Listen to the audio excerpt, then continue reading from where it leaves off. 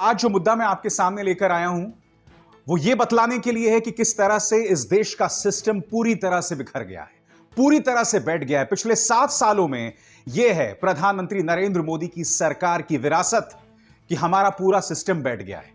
और कैसे, मैं आपको बतलाऊंगा 3 खबरों के जरिए। मुद्दा नंबर 1, मद्रास हाईकोर्ट ने एक सख्त आदेश में कहा है कि तोते को आजाद करो। तोते यानी सीबीआई को आजाद दो, उसे बिल्कुल चुनाव आयोग जैसी स्वायत्तता दो। यह मोदी सरकार के मुंह पे करारा तमाचा है, क्योंकि 7 साल के अंदर अब जाकर आपको मद्रास हाईकोर्ट कह रहा है कि सीबीआई को आजाद करो। मुद्दा नंबर 2 आपकी स्क्रीन पर होगा दोस्तों। गुजरात मॉडल पूरी तरह से एक्सपोज हो गया है। कोरोना के वक्त यानी कि पिछले साल से इस साल तक गुजरात सरकार ने यह दावा किया था कि सिर्फ 10,000 मौतें हुई थी।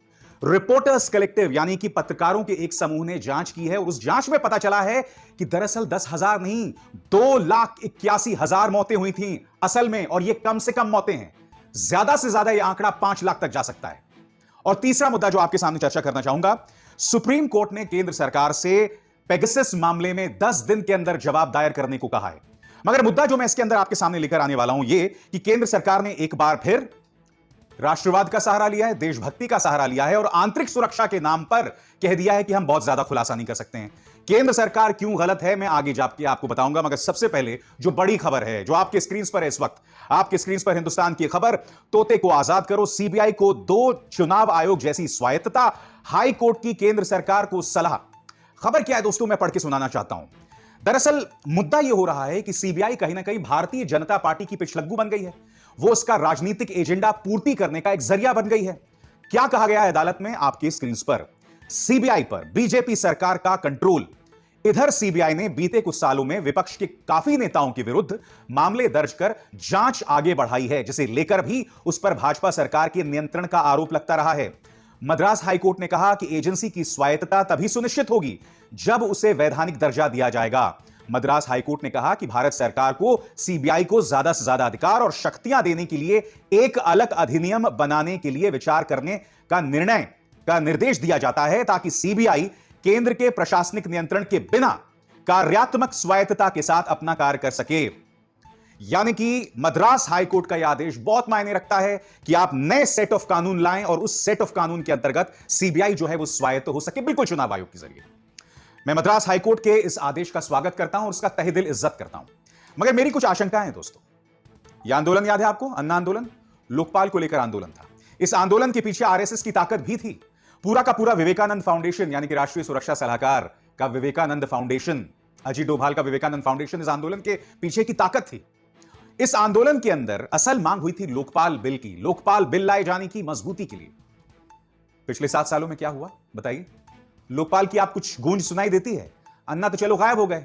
मोदी सरकार, भारतीय जनता पार्टी जो कि लोकपाल आंदोलन पर सवार होकर सत्ता में आसीन हुई थी, आजकल लोकपाल की कौन बात करता है बताइए? तो कहने का प्रयास मैं ये कर रहा हूं दोस्तों कि इस देश में कई चीजों की बात की गई, मगर पिछले 7 सालों में उन्होंने भुला दिया। अब मद्रास हाईकोर्ट क्या कह रही है कि हमें चुनाव आयोग जैसी स्वायत्तता लाना है। जिस तरह की ऑटोनॉमी चुनाव आयोग की है उसी तरह की ऑटोनॉमी होनी चाहिए। तो मैं आपके सामने एक प्रमाण देना चाहता हूं। क्या आप जानते हैं, वैसे आप लोगों में से कई लोग जानते होंगे, अशोक लवासा लोकसभा चुनावों से पहले ये 3 चुनाव आयुक्तों में थे। क्या आप जानते हैं कि अशोक लवासा की भी जासूसी करवाई जा रही थी? पेगासस के जरिए उनके फोन का भी कथित तौर पर हैकिंग हुई थी। यह खबर आपके सामने देखिए। अशोक लवासा का क्या दोष था दोस्तों? अशोक लवासा का यह दोष था कि प्रधानमंत्री नरेंद्र मोदी और अमित शाह ने चुनाव आयोग के दिशा निर्देशों का जब जब उल्लंघन किया, यह आदमी जो है सामने आकर खड़ा हो गया था। इसने सवाल उठाए थे केंद्र सरकार से। और उसके बाद क्या हुआ? इनकम टैक्स के जरिए इनके परिवार को परेशान किया गया, सीबीआई के जरिए परिवार को परेशान किया गया। और यही नहीं, पेगासस मामले में उनका नाम सामने आया है कि अशोक लवासा के फोन की हैकिंग का प्रयास हुआ या हैकिंग हो गई।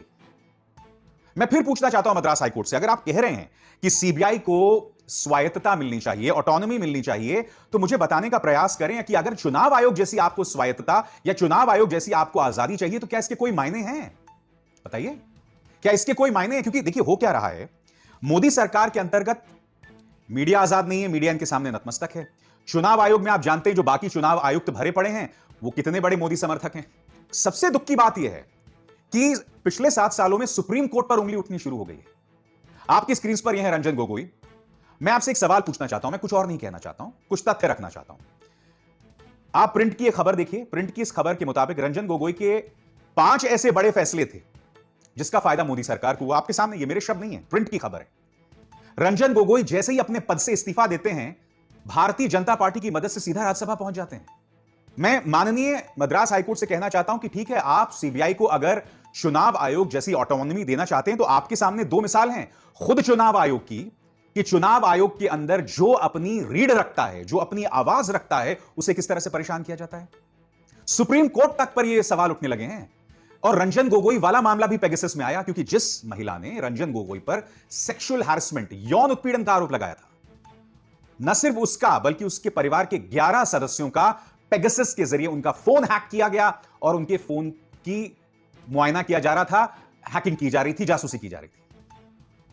मैं फिर पूछना चाहता हूं मद्रास हाईकोर्ट साहब से, माननीय मद्रास हाईकोर्ट से, कि बहुत अच्छी बात है अगर आप ये कह रहे हैं कि सीबीआई जो है स्वायत्त हो जाए, इंडिपेंडेंट हो जाए, मगर उस आजादी के कोई मायने नहीं होंगे अगर भारतीय जनता पार्टी का उन पर कंट्रोल बना रहेगा। क्योंकि 7 सालों में इन्होंने बस एक ही चीज प्रमाणित की है कि हमें संचार, प्रचार, इस सब पर काबू रखना है। और इसके जरिए इन्होंने देश की तमाम जो संस्थाएं हैं, तमाम जो इंस्टीट्यूट्स हैं, उस पर कंट्रोल किया और संवैधानिक मूल्यों की लगातार धज्जियां उड़ाई गई, लोकतांत्रिक मूल्यों की धज्जियां उड़ाई गई, संसदीय मर्यादाओं की धज्जियां उड़ाई गई।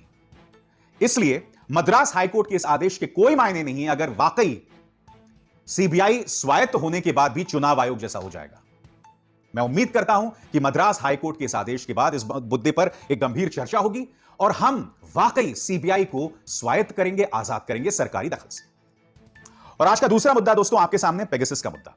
खबर आपके सामने है। इस खबर के मुताबिक 10 दिन के अंदर केंद्र सरकार को पेगासस के मामले में जवाब देना होगा। खबर क्या पढ़ के सुनाना चाहता हूं। चीफ जस्टिस एनवी रमन्ना की पीठ ने केंद्र को नोटिस जारी कर कहा है कि सरकार को 10 दिनों के भीतर इन आरोपों का जवाब देना होगा कि क्या इस्राएली कंपनी एनएसओ ग्रुप के पेगासस सॉफ्टवेयर का जासूसी में इस्तेमाल किया गया या नहीं। अब हुआ क्या, जैसे ये खबर आई तो सोशल मीडिया के अंदर तमाम लोग कहने लगे कि मोदी सरकार के मुंह पर तमाचा, करारा झटका।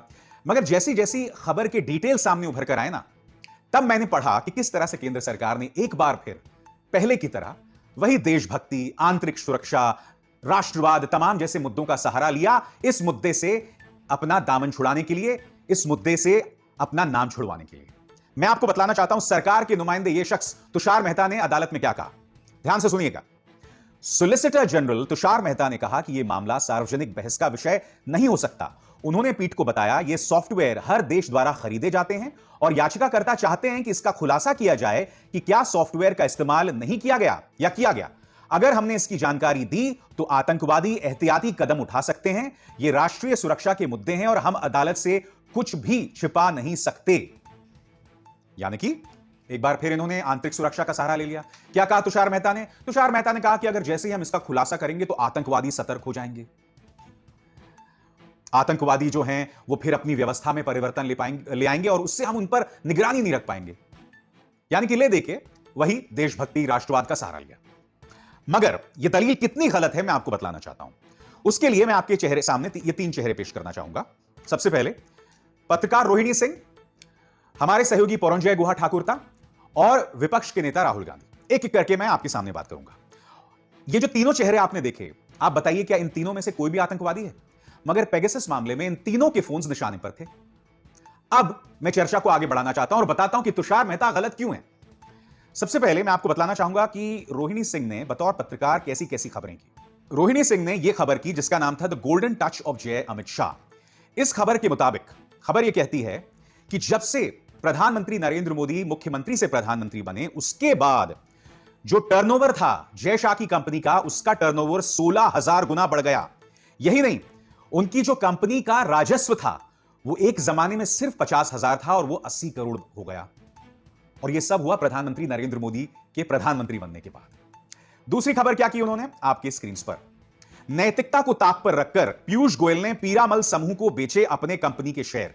पीयूष गोयल जब मंत्री थे तो इस तरह का काम कर रहे थे, नैतिकता को पूरी तरह से ताक पर रख दिया था। और ये प्रधानमंत्री नरेंद्र मोदी के प्रभावशाली मंत्रियों में से हैं।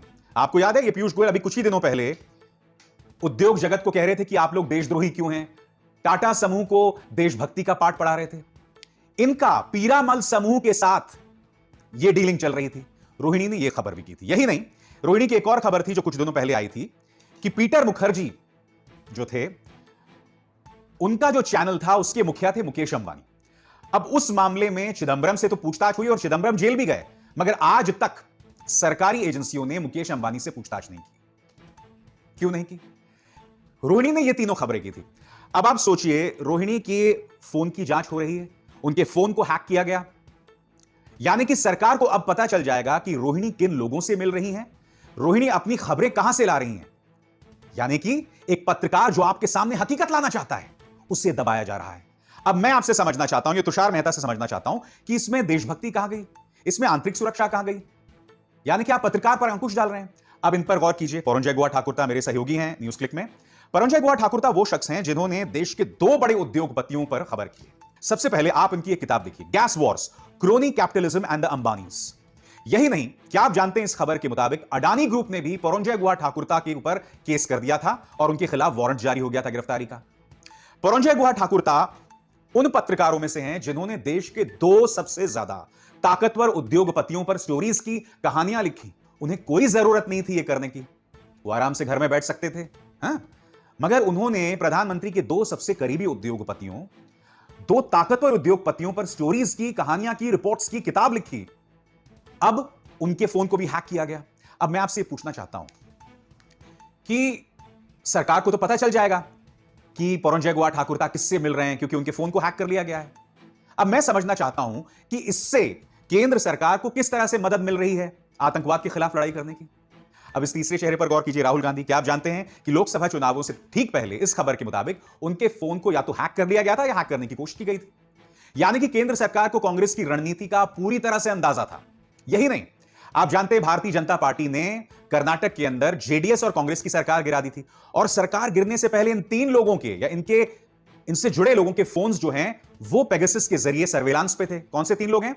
सिद्धरामैया के असिस्टेंट, डेप्यूटी चीफ मिनिस्टर जी परमेश्वरा और एचडी कुमारस्वामी के असिस्टेंट। इन तीनों के फोन्स या उनसे जुड़े लोगों के फोन्स पेगासस के जरिए हैक कर लिए गए थे, और उसके बाद क्या होता है? सरकार गिर जाती है। ये जो तमाम मैंने आपको मिसालें दी, चाहे रोहिणी हो, पौरंजय गुहा ठाकुरता हो, राहुल गांधी हो, या फिर चौथी मिसाल, इनमें से कौन सा मामला मुझे बताइए देशभक्ति से जुड़ा हुआ है, आतंकवाद से जुड़ा हुआ है? इसलिए मैं तुषार मेहता से पूछना चाहता हूं कि इस तरह की दलीलें आप क्यों दे रहे हैं अदालत में? यह दलील अपने आप में बेमानी है। यह बहुत ही हल्की और खोखली दलील है।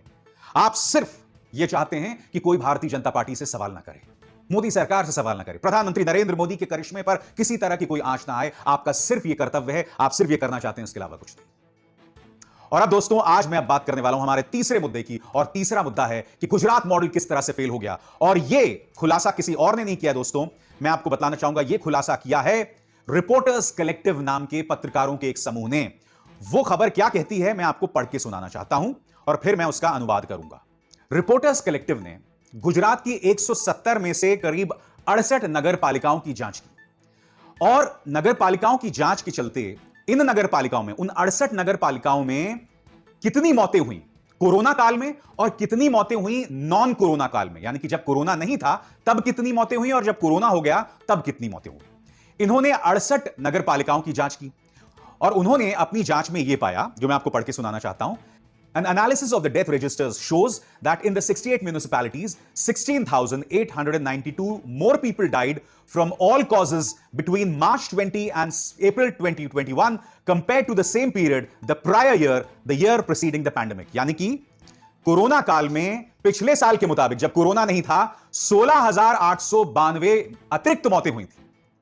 और इस हिसाब से जो उन्होंने आकलन लगाया, उन्हें यह पता चला कि इस लिहाज से पूरे गुजरात में कोरोना काल में करीब 2.81 लाख मौतें हुई, यानी कि 2,81,000 मौतें। और यह जो आंकड़ा था दोस्तों, सरकारी आंकड़ा क्या था? सरकारी आंकड़ा था 10,000 का, और जो इन्होंने पता लगाया उसके मुताबिक 2,81,000 मौतें हुई हैं।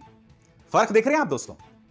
यानी कि उनके मुताबिक 27 गुना ज्यादा मौतें हुई थी, असल में 27 गुना ज्यादा मौतें हुई थी।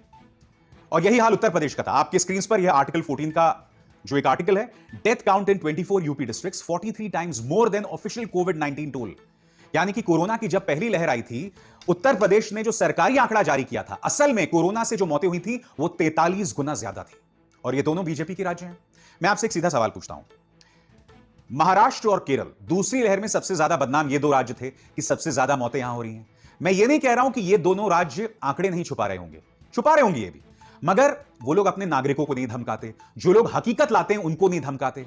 और आप देख रहे हैं दोस्तों कितना बड़ा गड़बड़ झाला है। उत्तर प्रदेश में 43 गुना ज्यादा और गुजरात में 27 गुना ज्यादा, और यह आधिकारिक आंकड़ा कहीं सामने नहीं आया है। और इसलिए मैं कह रहा हूं दोस्तों कि देश को मूर्ख बनाने का काम भारतीय जनता पार्टी को छोड़ देना चाहिए। गुजरात मॉडल धराशायी हो गया है और उत्तर प्रदेश मॉडल तो आपके सामने है ही। खैर, बोल के अब आजाद है तेरे में, बस इतना ही। अब सर शर्मा को दीजिए इजाजत।